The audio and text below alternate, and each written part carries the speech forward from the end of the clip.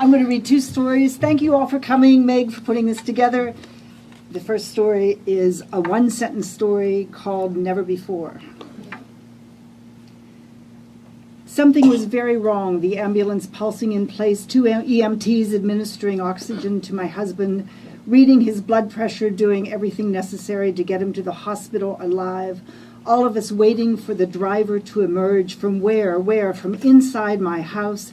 As outside we waited for our desperate ride to Dana-Farber, lights blipping, sirens blaring, because minutes earlier I tried to wake my husband when he didn't respond to the morning sounds of my stretching, gargling, dressing, of grinding any coffee but Starbucks.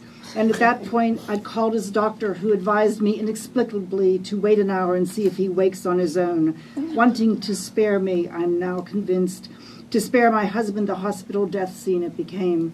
But after stroking my husband's cheek harder, lifting his shoulders, I called the ambulance because to wait made no sense.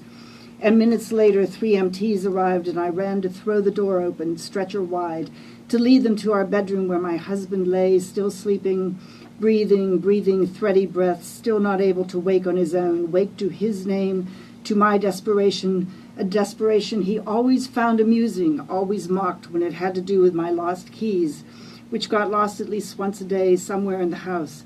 Somewhere I had to put them down, causing my husband to buy me a key finder, this gadget he attached to my keys that beeps when one claps correctly, the beep cleverly revealing their hiding place, though correctly required a loud, palm-filled, hollow sound, a clap I never mastered, though I practiced, a clap my husband performed like thunder. But that day I wasn't thinking keys.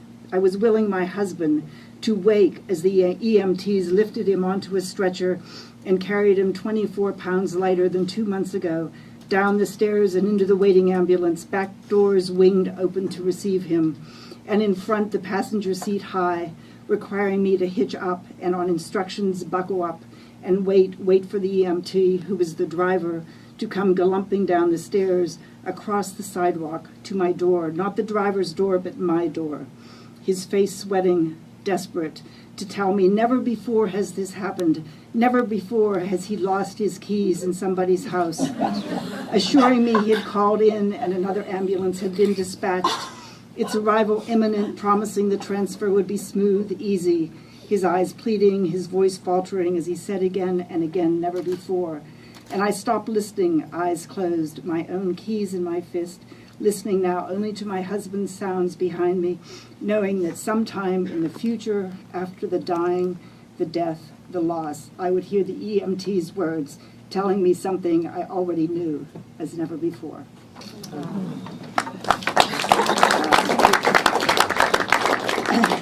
And this next one is called The New Year, and it's from the point of view of a man. I write about 60% of my stories from male point of view. Anyway, The New Year. It's late Christmas Eve at Spinelli's when Dominic presents us, the waitstaff, with his dumb idea of a bonus. Italian hams in casings so tight they shimmer like Gilda's gold lame stockings. At home, Gilda's waiting up for me with a surprise of her own.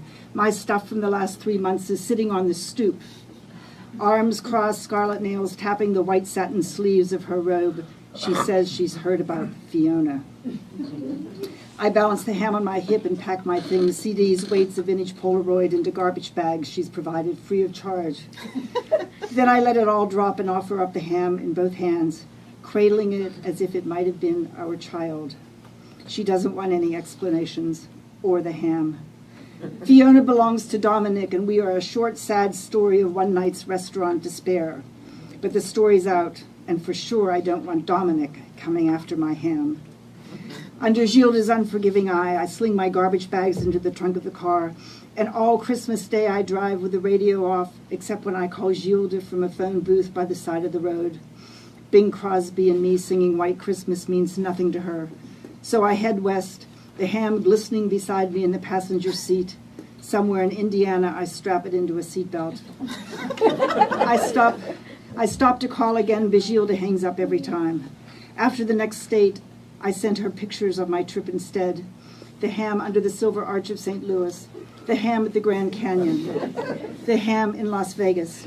I'm taking a picture of the ham in the Pacific when a big wave washes it out to sea. I send the picture anyway, the ham in the Pacific undertow.